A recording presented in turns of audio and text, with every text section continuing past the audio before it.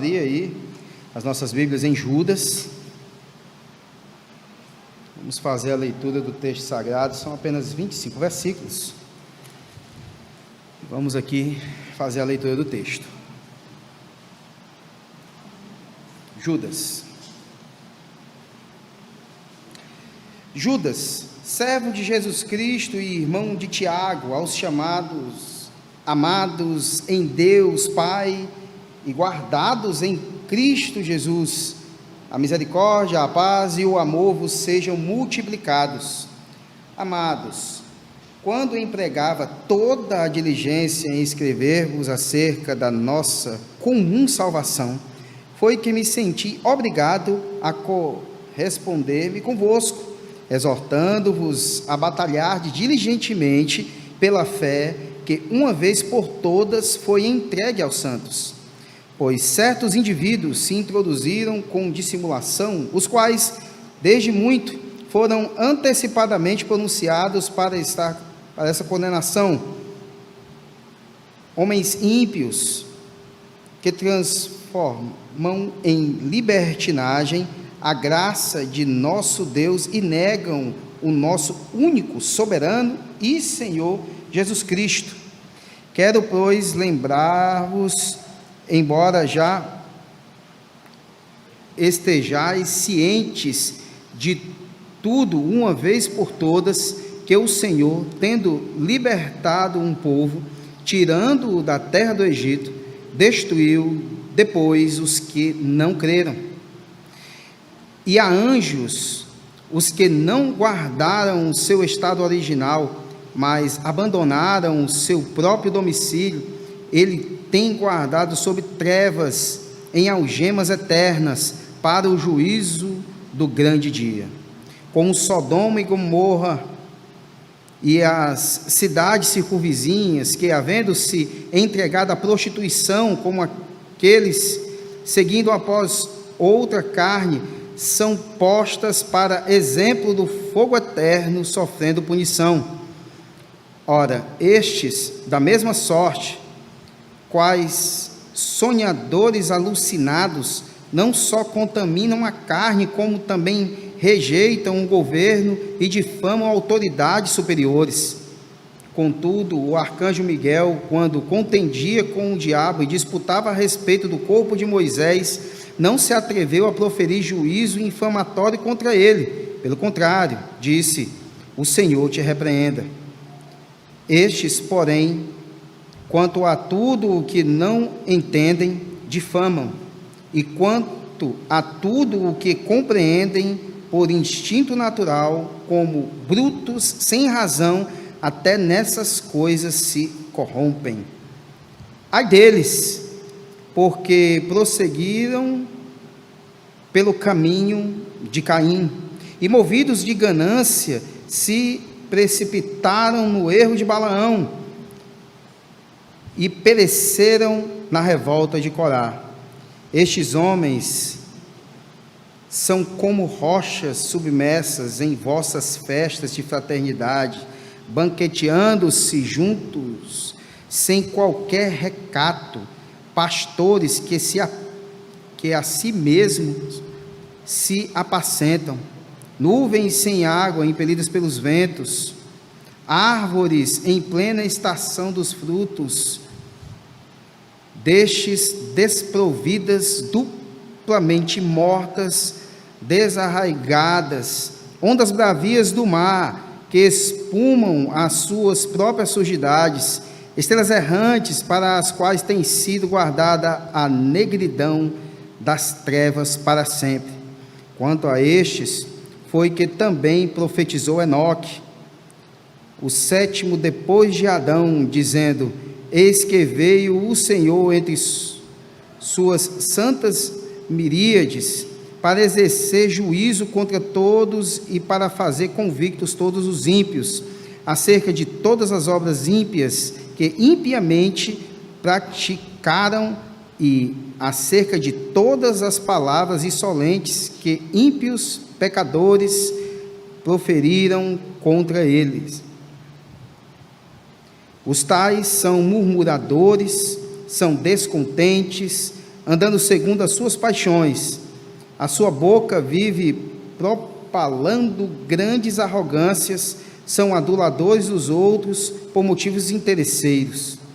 Vós, porém, amados, lembrai-vos das palavras anteriormente proferidas pelos apóstolos de nosso Senhor Jesus Cristo, os quais vos diziam: no último tempo haverá escarnecedores, andando segundo as suas ímpias paixões. São estes os que promovem divisões sexuais, que não têm o Espírito. Vós, porém, amados, edificando-vos na vossa fé santíssima, orando no Espírito Santo, guardai-vos no amor de Deus, esperando a misericórdia de nosso Senhor Jesus Cristo para a vida eterna. E compadecei-vos de alguns que estão na dúvida, salvai-os, arrebatando-os do fogo. Quanto a outros, sede também compassivos em temor, detestando até a roupa contaminada pela carne.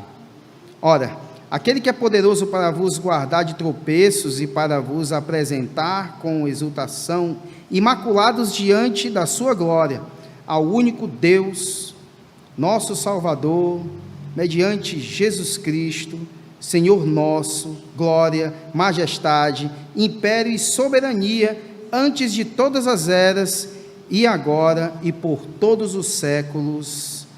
Amém. Bem, meus irmãos, aqui nós temos Judas, que pela tradição, este é o irmão do nosso Senhor Jesus Cristo. Isso mesmo. Ele, nesse momento aqui, ele está exortando a igreja de Cristo a batalhar pela fé do Evangelho, que logo no versículo número 3, ele fala de batalhar, e esta palavra, ela era usada para descrever um general dando ordem ao seu exército. Ou seja, aqui ele está fazendo um chamado sério à igreja para lutar pela fé que lhe foi entregue de uma vez por todas, porque aqui era um tempo perigoso, onde muitos falsos mestres estavam de forma sorrateira entrando no meio da igreja e ensinando heresias. Claro, isso já vinha acontecendo há algum tempo. Inclusive, muitos de nós sabemos, alguns não sabem, mas, por exemplo, o Evangelho de João, ele é uma defesa contra gnosticismos, que eram ensinados na igreja. Não só ele, mas várias cartas paulinas também, era a defesa da fé contra ataques que surgiam dentro da igreja. O sujeito se filtrava lá e começava a ensinar coisas terríveis, né? Então, Judas, que antes não cria no Senhor Jesus, inclusive ele estava ali no capítulo 7, né, de João, a gente vai ver Judas, Tiago, seus irmãos dizendo: olha, vai lá à festa e mostra o teu poder, aparece ao mundo. Como é que você pode aparecer ao mundo sem você mostrar o seu poder? Vai lá. Aí Jesus se ocultou do meio deles, apareceu lá secretamente naquela festa, mas eles não eram crentes, eles eram descrentes. Claro, depois da ressurreição de Cristo, estavam lá eles no meio daqueles 120 que receberam o derramamento do Espírito lá, ali no início de Atos, a gente vai ver toda essa história. Mas aqui, nesse texto, nós temos alguns pontos que nós vamos analisar.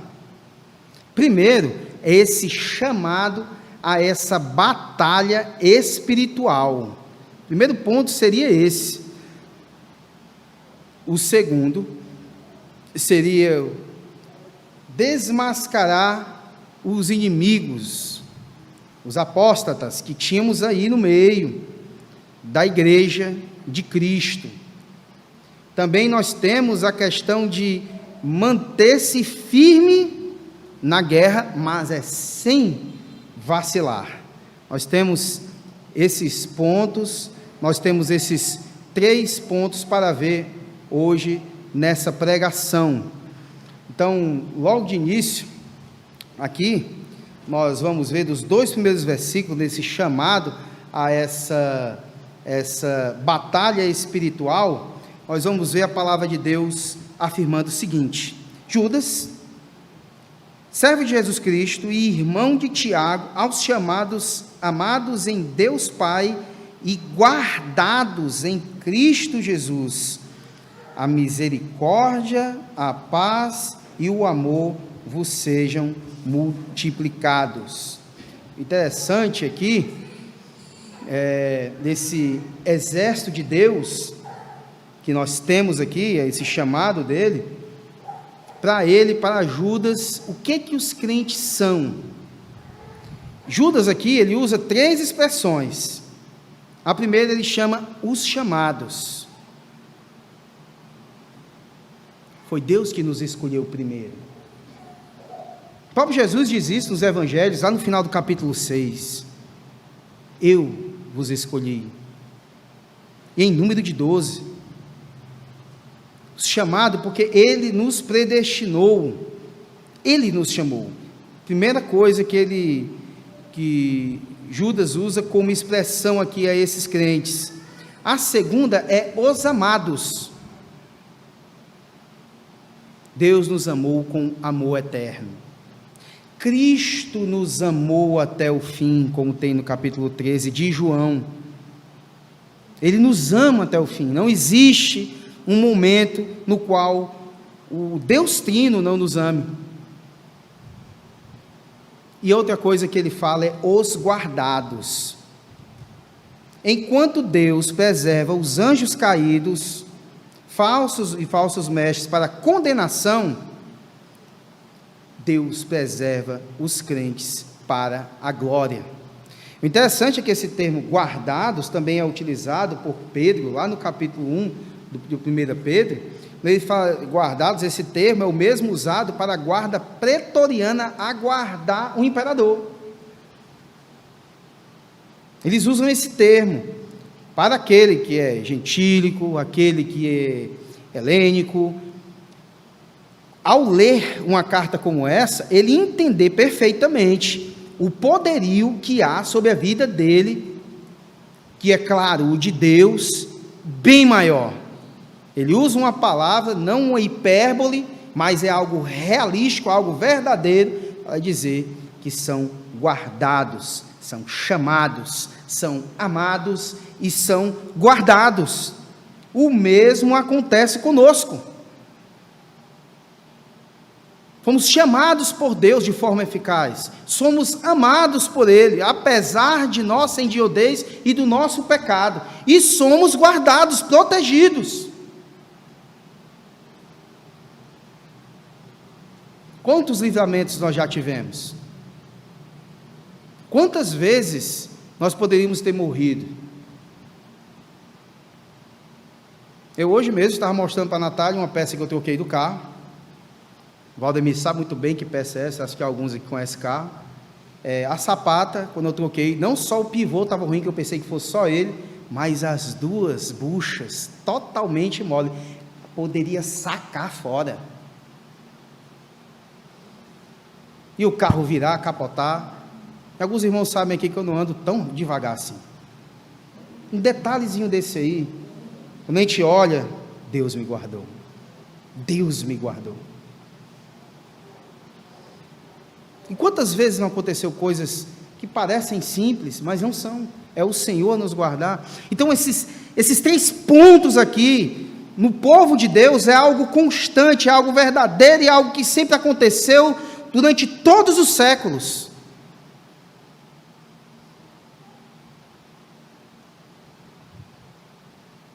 Ele também tem aqui 3 expressões para descrever bênçãos que crentes possuem e que podem ser multiplicadas. A primeira é misericórdia. Deus é misericordioso conosco.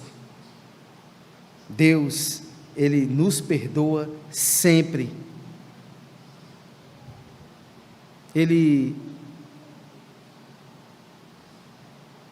Deus, em sua misericórdia, não nos dá o que merecemos. Não nos dá o que merecemos. Ele nunca fez isso. Porque Ele lançou sobre o seu Filho o castigo que nós merecemos. Nós merecemos e mereceríamos o inferno. Mas Ele lançou tudo sobre o seu Filho. E o seu Filho quis assim também. Ele entregou sua vida por nós, por espontânea vontade. A segunda coisa é a paz. E nós vamos ver aqui no versículo de número 2. Uma pessoa não convertida está sempre em guerra contra Deus. Mas, por causa da obra de Cristo na cruz, fomos reconciliados.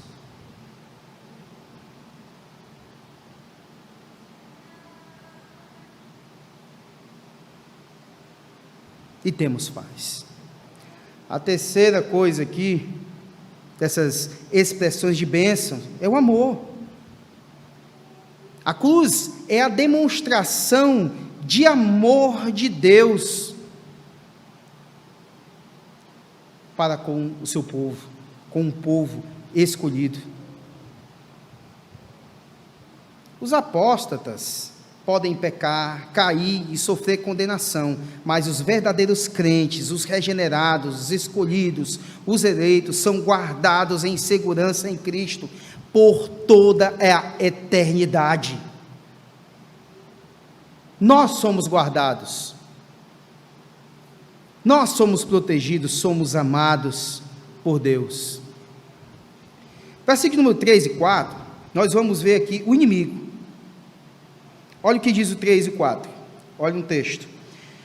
Amados, quando empregava toda a diligência em escrever-vos acerca da nossa comum salvação, foi que me senti obrigado a corresponder-me convosco, exortando-vos a batalhar diligentemente pela fé, que uma vez por todas foi entregue aos santos. Pois certos indivíduos se introduziram com dissimulação, os quais desde muito foram antecipadamente pronunciados para esta condenação, homens ímpios, que transformam a libertinagem em libertinagem a graça de nosso Deus e negam o nosso único e soberano e Senhor Jesus Cristo. Essa negação da soberania de Cristo, a deidade de Cristo, é uma tentativa constante desde sempre. Do primeiro século até hoje, essa tentativa não cessa. Ela vem manifestada por um movimento, ela vem manifestada por um homem que, inclusive, um deles na história, pós-bíblico, Ário, presbítero Ário, ele quis e lutou para que o povo, o cristão, ele não cresça em Cristo como sendo um só com o Pai.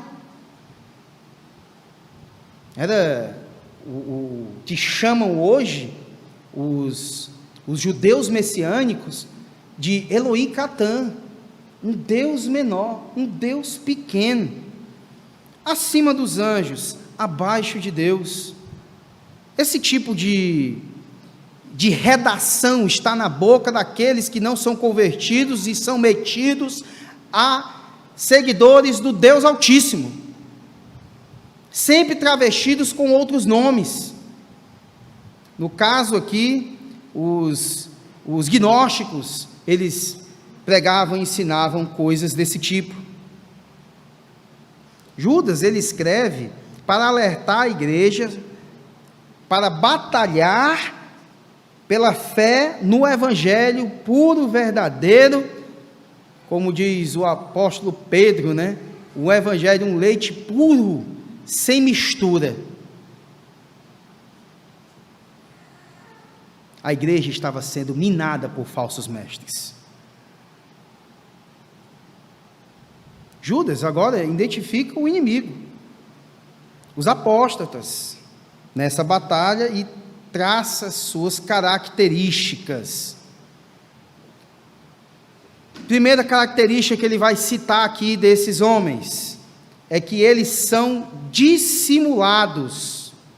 Os falsos mestres entram na igreja porque os crentes dormem, relaxam. E essa sonolência cristã é um perigo.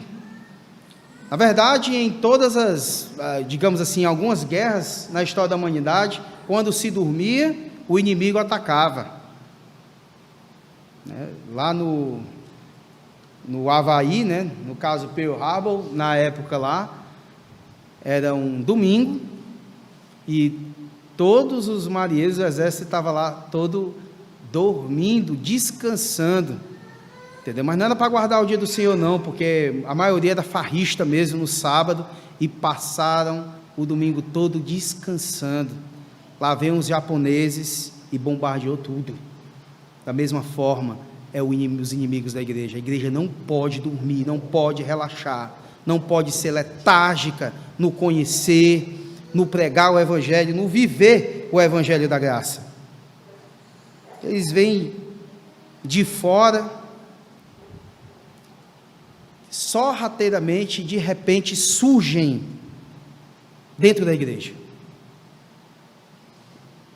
Lembra que Paulo falou, certa vez, lá em Éfeso, que ele disse que do meio de vós, ele disse, meio dos presbíteros, só estava presbíteros com ele, surgiriam falsos mestres, lobos devoradores, pessoas que iriam tentar arrebatar a igreja de Cristo, no meio da igreja. E nós, já, enquanto igreja local, essa pequena história nossa, nós já presenciamos e sentimos isso na pele.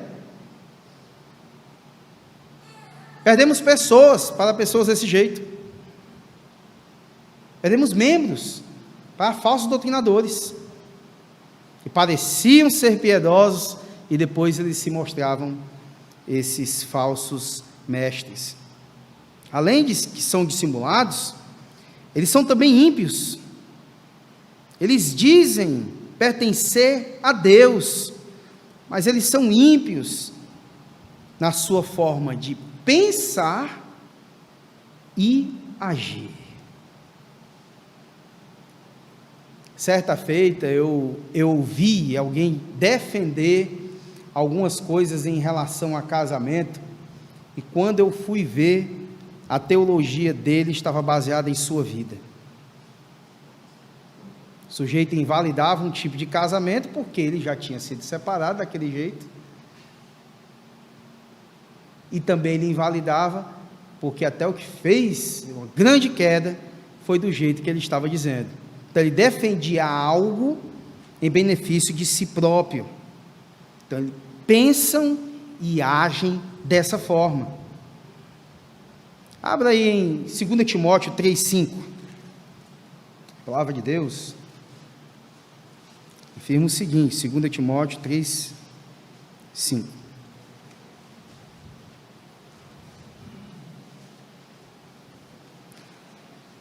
Tendo forma de piedade, negando-lhe, entretanto, o poder, foge também desses. Podemos dizer que fuja como José fugiu da mulher de Potifar, fuja, corra, como ele correu destes homens assim, dessas pessoas que pensam e agem de forma contrária à vontade normativa de Deus, que não procuram, não gostam e não obedecem à lei de Deus, não ensinam e nem agem desse jeito. A outra coisa é que eles são inimigos da graça de Deus. Eles entram na igreja para mudar a doutrina.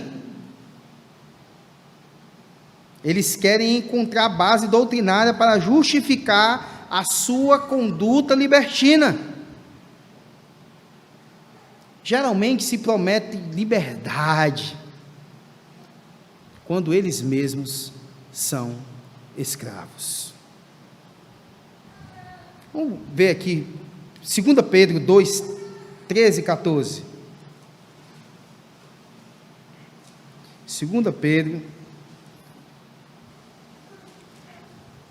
capítulo 2, 13 e 14.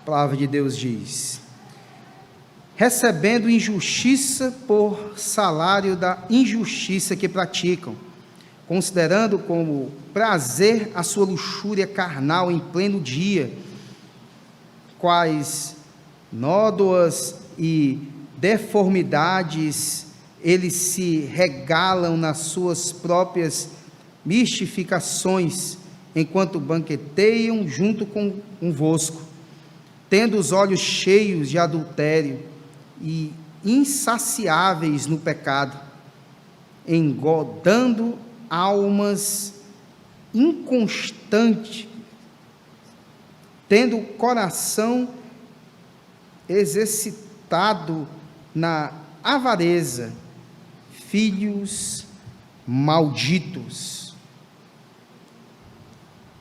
Eles são escravos de si mesmos, eles são escravos do pecado, mas eles prometem liberdade com essa graça que eles pregam. A outra coisa é que eles negam a supremacia de Jesus Cristo. Eles podiam até afirmar que Jesus era um grande mestre, mas não o verdadeiro e soberano Deus e Senhor. Esses aqui faziam isso. Esses gostavam de fazer esse tipo de coisa. Esses homens, esses gnósticos, esses que pregavam que Cristo não era o que ele era, de fato, eles também são destinados à condenação. O texto aqui não está dizendo que eles foram destinados para serem apóstatas. O texto não está dizendo isso, como se Deus fosse responsável por seus pecados. Por se tornarem apóstatas, Deus os destinou à condenação. Isso sim. Como a igreja vai enfrentar os falsos mestres? Como a igreja faz isso? Batalhando pela fé no Evangelho, pela fé na lei de Deus, pela fé na palavra de Deus, ou seja, pela verdadeira doutrina. Só assim se pode vencer. A palavra batalhar também significa organizar. O púlpito deve tanto proclamar a verdade, como denunciar o erro. A proclamação da verdade e a denúncia do erro, do pecado, tem que estar presente na pregação. E só pregando a Cristo é que se pode fazer isso. Somente pregando a Cristo. E dentro desse primeiro ponto também, nós temos um terceiro subponto, essa chamada a batalha espiritual.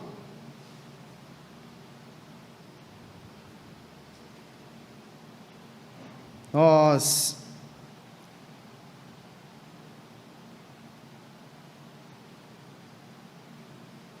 vamos ver o seguinte. Vamos agora para os versículos de número 5 e 7, que a palavra de Deus diz o seguinte: quero, pois, lembrar-vos, embora já estáis cientes de tudo uma vez por todas, que o Senhor, tendo libertado um povo, tirando-o da terra do Egito, destruiu depois os que não creram.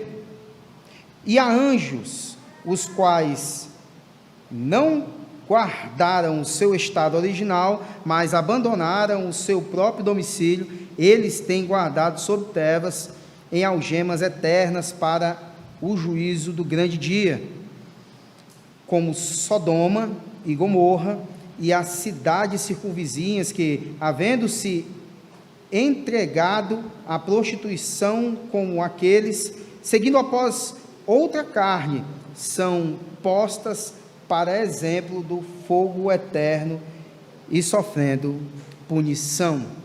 Isso aqui é a vitória. Judas dá 3 exemplos do juízo de Deus sobre aqueles que resistem à sua autoridade e se apartaram da verdade. Judas está dizendo que Deus julga os apóstatas e os falsos mestres. Primeiro ele fala de Israel. Os pecados de Israel foram registrados para nos alertar. 1 Coríntios 10, versículo 11, abre aí comigo. 1 Coríntios 10, versículo 11.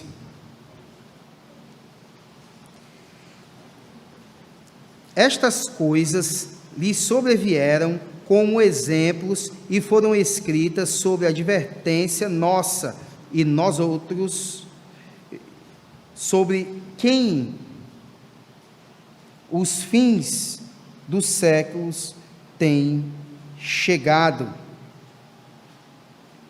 Aqueles que se apartam da verdade pereceram no deserto. Pereceram no deserto.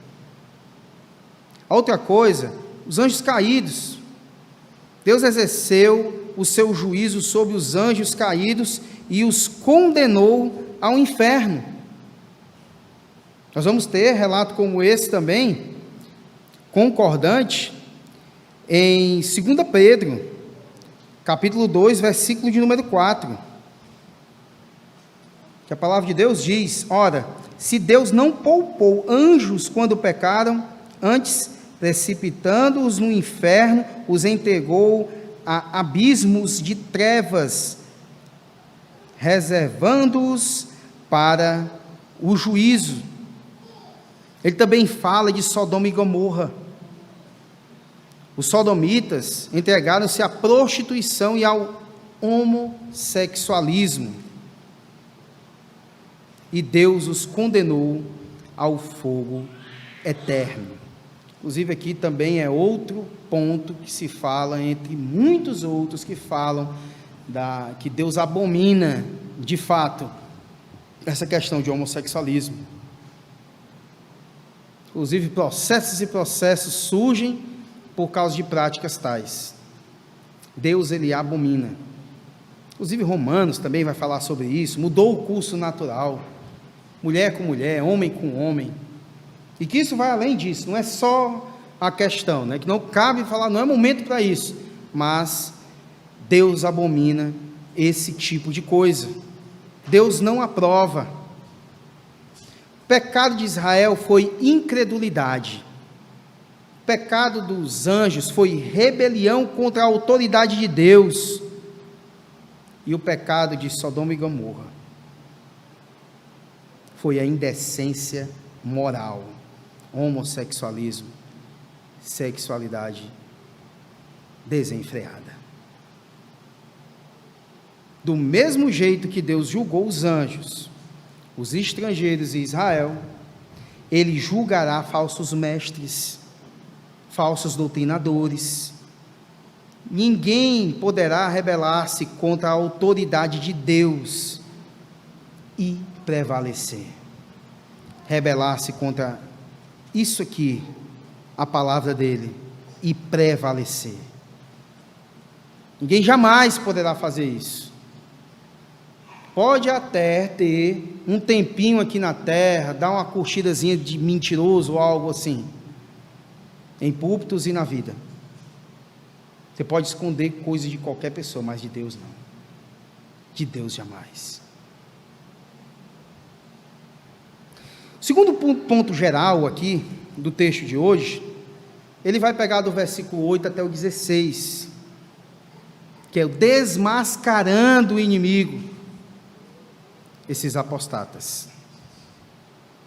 Tudo que Judas escreveu sobre esses homens, nesse parágrafo, pode ser sintetizado em 3 sentenças. 3.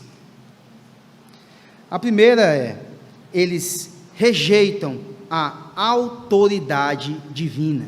Vamos ler aqui do 8 a 11, que diz: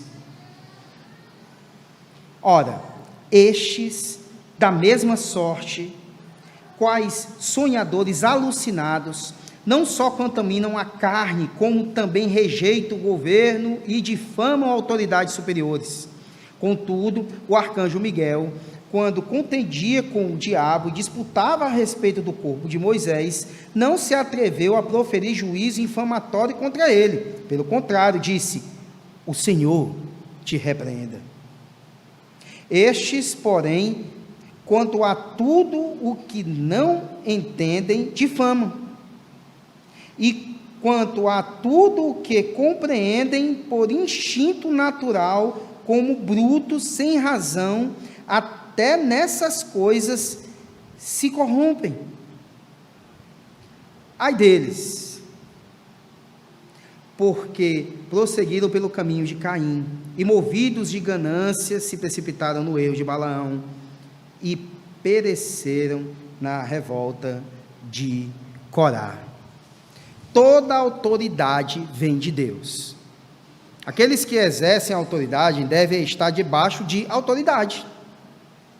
O que exerce também deve estar debaixo de autoridade. Esses se colocavam acima das Escrituras e dos apóstolos. O que eles tinham de palavra na mão, quer seja o Antigo Testamento, e eles com certeza não pegavam as cartas paulinas, petrinas, as cartas gerais, os evangelhos e liam. Eles pegavam o Antigo Testamento e distorciam.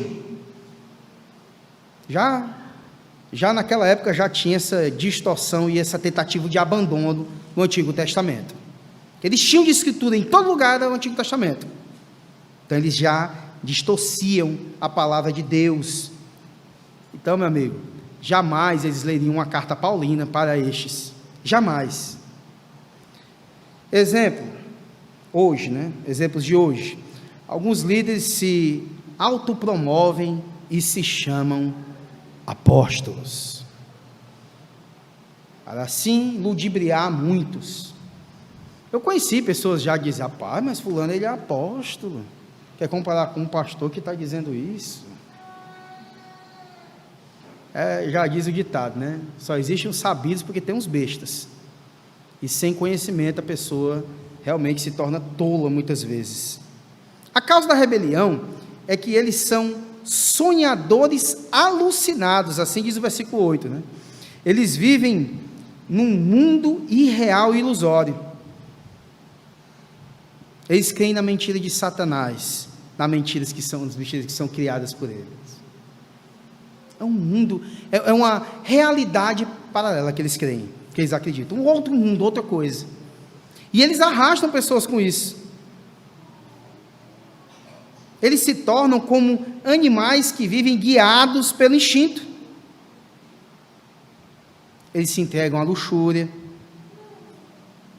Eles desandam a boca para demonstrar sua rebelião contra Deus. São desequilibrados em seus lábios. O resultado dessa rebelião é que eles se corrompem e se destroem.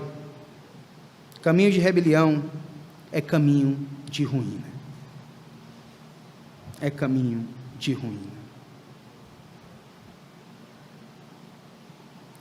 A condenação dos rebeldes é vista no versículo 11, quando diz o seguinte: ai deles, porque prosseguiram pelo caminho de Caim, e movidos de ganância se precipitaram no erro de Balaão, e pereceram na revolta de Corá. Caim rebelou contra a autoridade de Deus na questão da salvação, Balaão na questão da separação e Coré na questão do serviço. Primeira citada aqui, Caim rejeitou o caminho da salvação pela graça. Caim queria agradar a Deus sem fé. O caminho de Caim é o caminho do orgulho, é o caminho da justiça própria. O erro de Balaão foi o erro da ganância e comercializar o dom de Deus e o ministério com o fim de ganhar apenas dinheiro. Os falsos mestres trabalham na igreja para ganhar dinheiro apenas. Balaão induziu o povo de Deus a pecar. Os falsos mestres induzem as pessoas a pecarem.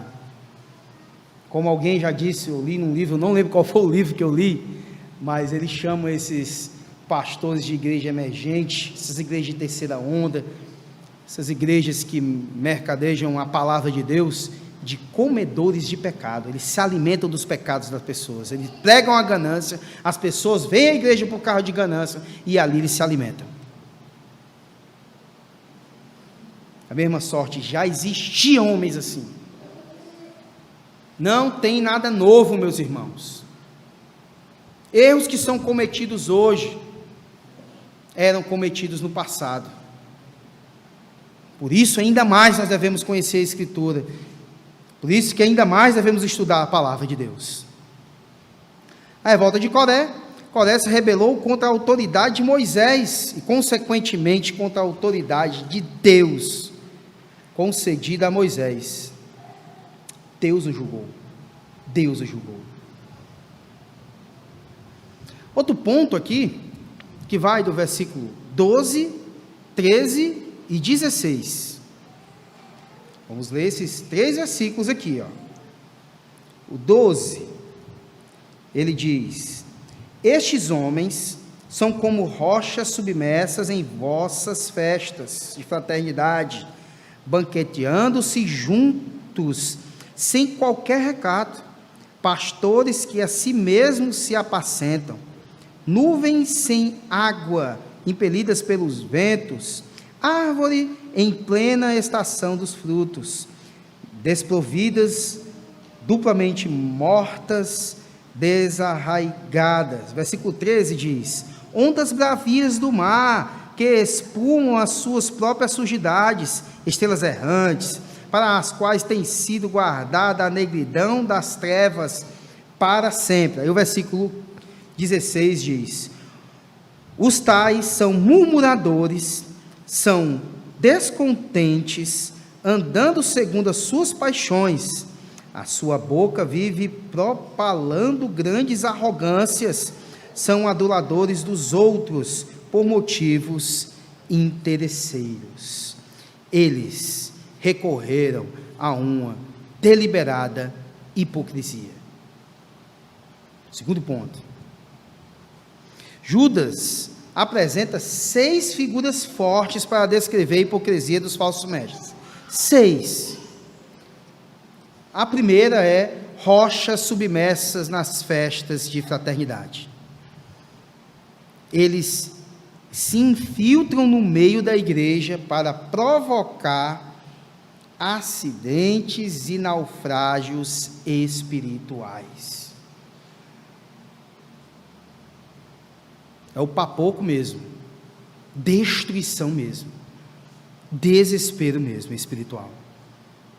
Ele surge no meio da igreja para fazer esse tipo de coisa.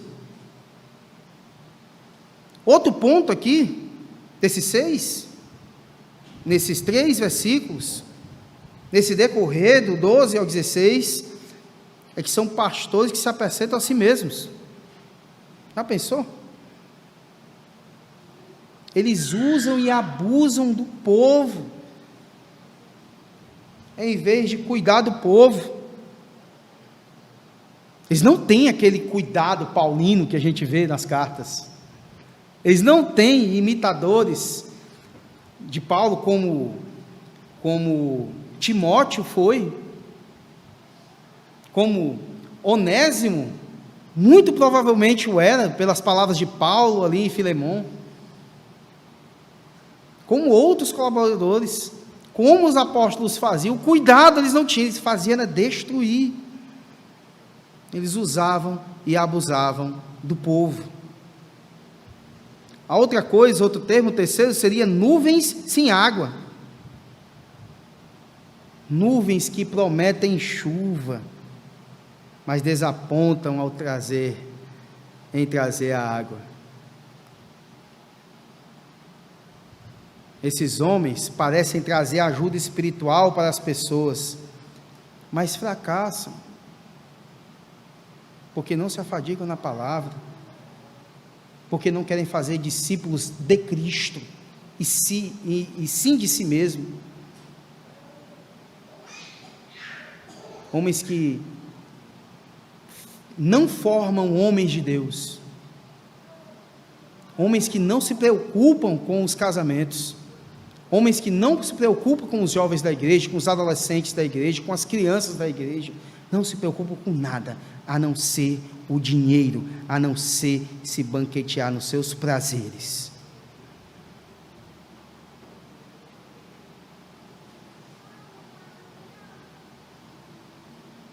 Eles não têm doutrina,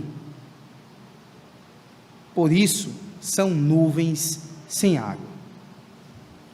É terrível. Também chama ele de árvores mortas. São árvores sem fruto, sem raiz. O fruto é a marca de um discípulo.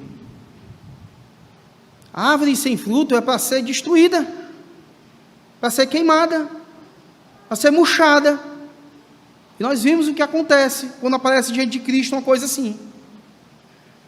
E eles o são assim, árvores mortas, enquanto a palavra de Deus diz que nós devemos ser como o cedro do Líbano. Em pesquisando certa vez o cedro do Líbano, vendo um salmo, uma declaração como essa, vamos ver que o cedro do Líbano, ele crescia 5 centímetros para cima e 20 para baixo, era muita raiz. Depois, quando adulta, 1 metro para cima e 5 para baixo, muita raiz. Procura água, procura alimento, procura sustentação, e é firme, por mais que venham ventos fortes e até derrubem,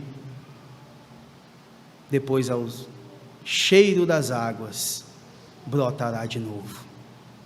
Mas esses não têm raiz, esses são águas mortas. O quinto que ele diz aqui, ondas bravias do mar.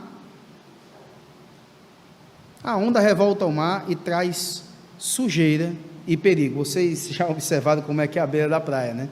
Aparece copo velho, o pessoal joga lá no meio do mar, aparece garrafa, lixo, né? E às vezes é desagradável todas aquelas águas marinhas que tem na beira do mar ali, que é chato. Tudo é jogado para fora, toda a sujeira é jogada para fora. Eles são como águas bravias do mar. E ele também usa estrelas errantes. Estrela errante só podem conduzir as pessoas ao abismo em que elas mesmas são lançadas. E ele até diz que são murmuradores e aduladores, no versículo 16. Reclamões e babões, capachões da vida. Tudo isso esses homens são. Mas aí, entre esses versículos, não foi lido o 14 e o 15, que nós vamos ver agora. 14 e 15 diz: quanto a estes, foi que também profetizou Enoque, o 7º depois de Adão, dizendo: eis que veio o Senhor entre suas santas miríades, para exercer juízo contra todos e para fazer convictos todos os ímpios, acerca de todas as obras ímpias que impiamente praticaram, e acerca de todas as palavras insolentes que ímpios pecadores proferiram contra eles. No meio de uma sociedade que se corrompia, Enoque andou com Deus, Sua geração escarneceu dele, como falsos mestres escarneceram da doutrina da segunda vinda de Cristo. Vamos ver 2 Pedro, capítulo de número 3, do versículo 1 ao 9.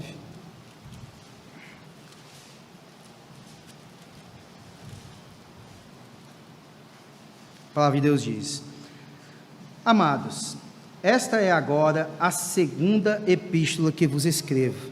Em ambas, procuro despertar com lembranças a vossa mente esclarecida, para que vos recordeis das palavras que anteriormente foram ditas pelos santos profetas, bem como do mandamento do Senhor e Salvador, ensinado pelos vossos apóstolos, tendo em conta, antes de tudo, que nos últimos dias virão escarnecedores com os seus escárnios, andando segundo as próprias paixões e dizendo: onde está a promessa da sua vinda? Porque desde que os pais dormiram, todas as coisas permanecem como desde o princípio da criação, porque deliberadamente esquecem que de longo tempo houve céus, bem como terra, o qual surgiu da água e através da água, pela palavra de Deus. Versículo 6. Pelo qual veio a perecer o mundo daquele tempo afogado em água. Ora, os céus que agora existem e a terra, pela mesma palavra, têm sido entesourados para fogo, estando reservados para o dia do juízo e destruição dos homens ímpios. Todavia, uma coisa, amados, que não deveis esquecer, que para o Senhor um dia é como 1000 anos, e 1000 anos como um dia. Não retarda o Senhor a sua promessa, como alguns a julgam demorada. Pelo contrário, Ele é longânimo para convosco, não querendo que nenhum pereça, senão que todos cheguem ao arrependimento. O juízo será pessoal. Enoque diz que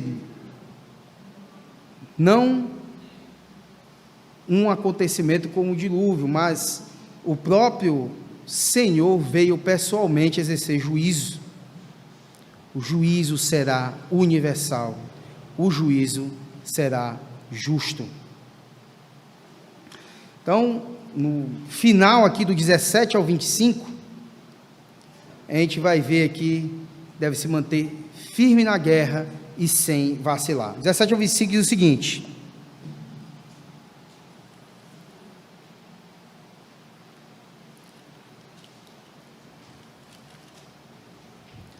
Vós, porém, amados, lembrai-vos das palavras anteriormente proferidas pelos apóstolos de nosso Senhor Jesus Cristo, os quais vos diziam: nos últimos tempos haverá escarnecedores andando segundo as suas ímpias paixões.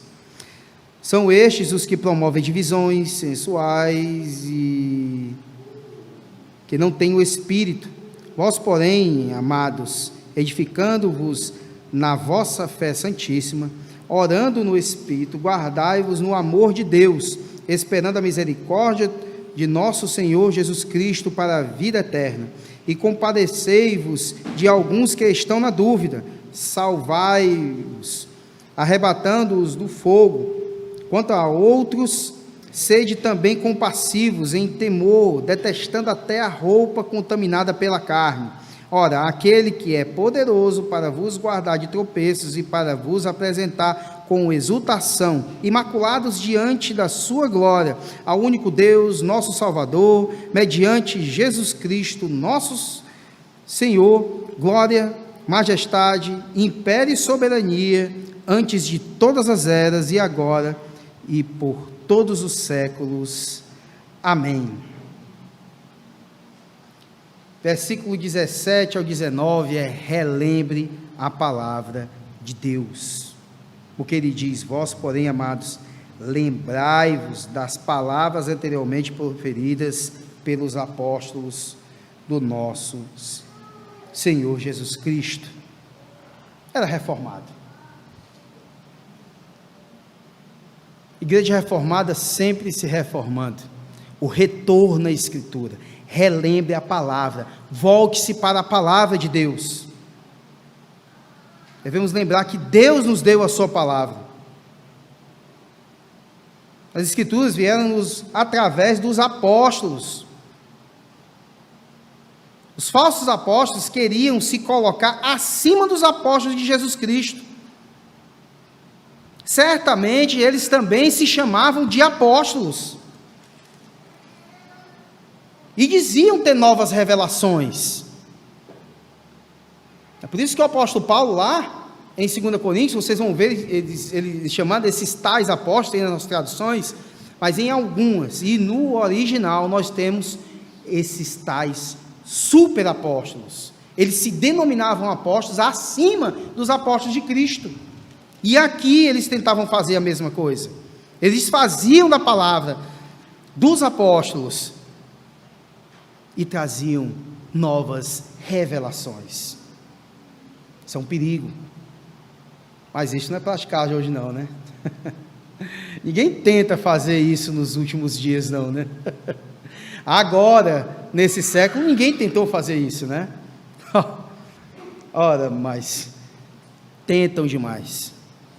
Querem modificar, querem arrancar, querem desfazer da Escritura, querem, se possível, arrancar textos que agridem aquele pecadinho de estimação. No mínimo isso, muitos fazem. Ou seja, outra coisa, além de relembrar quem deu a palavra, também deve relembrar o que eles disseram. Os apóstolos já haviam alertado sobre o perigo dos falsos mestres e de falsos ensinos. Em muitos lugares. 1 Timóteo 4, 1, versículo 1 do capítulo 1. Alerta. 1 João 4, 1 também fala sobre isso. 2 Pedro, capítulo 2 e 3, vai falar sobre isso também.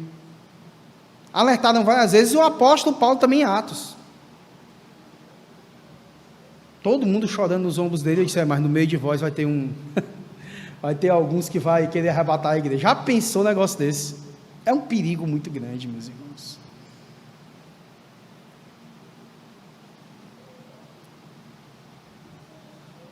Uma vez a minha esposa até falou para mim que eu disse que teve um dia aqui que eu me derramei em choro. Eu disse: amor, mas foi demais. Mas não quer dizer nada choro. Não quero mesmo não, meus irmãos. Esses presbíteros lá de Éfeso estavam chorando abraçados com Paulo. Pareciam os irmãos de José abraçados com ele. Aquele episódio tão comovente. Aí Paulo diz: do meio de vós surgirá lobos devoradores. Então, no meio daqueles ali poderia ter esse, ou esses. Devemos estar sempre alertas. A igreja tem que perceber esse tipo de ação contra ela mesma. E só se percebe se conhecer a verdade, se conhecer a palavra. Outra coisa, além de relembrar o que eles disseram, deve-se relembrar por que eles disseram. Os falsos mestres desejam dividir a igreja e levar os crentes para fora da verdadeira comunhão dos santos. Os falsos mestres querem apenas fazer isso. Em Corinto, o que acontecia? Uma divisão. Uma preferência por Pedro, preferência por Paulo, uma preferência pelo Apolo, que era um homem de oratória certamente fantástico, conhecimento do Antigo Testamento inigualável. O cara era bom. Aí tinha lá o partido dele. E tinha os bons demais, né? Tinha os de Cristo. Uma divisão acontecia ali. Por quê? Porque tinham esses falsos mestres. Alguns pesquisadores acreditam que até Apolo agia como tal, por ter um partido. Mas causar isso, essa divisão na comunhão dos santos, é algo que tem se tentado fazer, e em alguns momentos até esse se teve, na história da igreja. Porque eles não só dividem a igreja, mas enganam, porque eles não têm o Espírito Santo, porque eles não têm a verdade, porque eles não se alimentam da palavra, mas do que eles querem. Lembra que Santo Agostinho de Hipona disse? Se você crê somente naquilo que você quer na Escritura, não é na Escritura que você crê, mas é em si mesmo. E alguns, crendo em si mesmo, têm ensinado aquilo que em si mesmo eles creem. São terríveis. Versículo 20 e 21, vamos ler aqui. Diz: vós, porém, amados, edificando-vos na vossa fé santíssima, orando no Espírito Santo, guardai-vos no amor de Deus, esperando a misericórdia de nosso Senhor Jesus Cristo para a vida eterna. Primeira coisa que edifique a sua vida cristã. Os fundamentos, primeira coisa, os fundamentos para a vida cristã. A nossa fé santíssima é baseada na palavra de Deus. A voz de Deus vem através da palavra, vem através da vontade normativa de Deus. A outra coisa, o poder para edificar a vida cristã, a oração no Espírito. Uma vida de leitura, uma vida de conhecer através da palavra. Assim, a palavra de Deus e a oração devem andar juntas para a edificação da igreja. Doutrina e oração. Como tem andado nossa vida em relação a isso? Como temos caminhado? Orando, conhecendo? Isso tem caminhado junto? Ou só o conhecimento? Só a teologia? Ou só uma espécie de pietismo constante? Deixa a palavra. Porque teve alguns movimentos hereges na história, só oração, só aproximação, né? Tivemos muitos. Os Quakers, a Rua Azusa também, né? Pietismo. Sempre houve isso. E um pássaro só pode voar com as duas asas. Então a doutrina e a oração têm que caminhar juntas. Versículo 22 e 23 diz: e compadecei-vos de alguns que estão na dúvida, salvai-os, arrebatando-os do fogo. Quanto a outros, sede também compassivos em temor, detestando até a roupa contaminada pela carne.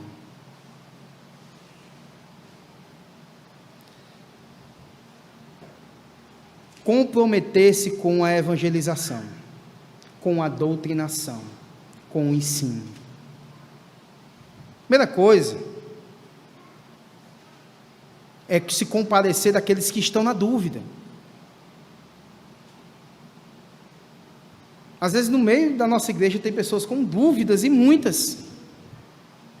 É um pouco até difícil aqui na Betel se ter alguma dúvida, a não ser que não frequente nada na igreja.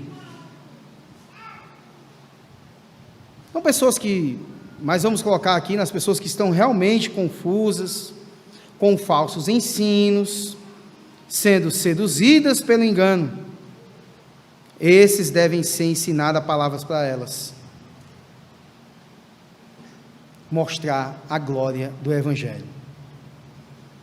Geralmente a gente encontra esse tipo de pessoa na escola, para quem é bem, ainda no ensino fundamental ou médio aí, no trabalho, na faculdade, no nosso dia a dia. Nós encontramos pessoas que creem em tudo, mas não creem no Cristo da Escritura. É uma misturada tão grande que a pessoa não sabe de nada. Nós temos a obrigação de ensinar essas pessoas. Tem os novos convertidos também. Inclusive tem um amigo, o Felipe Augusto conhece, quando a gente começou a fazer aplicativo, ele não queria saber de nada disso. De repente, o homem agora é crente. Ele passa o dia quase todo perguntando as coisas. Ele pergunta mesmo e a gente procura responder. Tanto eu como o Felipe, a gente procura responder as perguntas dele. No caso dele é neófito, mas tem uns que não são neófitos, mas não têm a fé endireitada. Não tem a fé de forma correta. É um pé bem longe de Cristo e outro que está pisando próximo, mas nunca nele, por causa dos ensinos errados. A outra coisa é salvar os que estão no fogo. Assim como os anjos tiraram Ló de Sodoma, devemos tirar aqueles que estão nas garras dos falsos mestres, as garras deles. Há pessoas que são como tição tirado do fogo. A outra coisa, cuidado para não se queimar ao tentar salvar do fogo. Sede compassivos em temor, detestando até a roupa contaminada pela carne. Devemos amar o pecador, mas abominar o pecado. Não devemos confundir as coisas na hora que a gente for tentar arrebatar esses do fogo, porque essa categoria aqui é a mais crítica. Tem que se ter sabedoria, tem que saber entrar e tem que saber sair.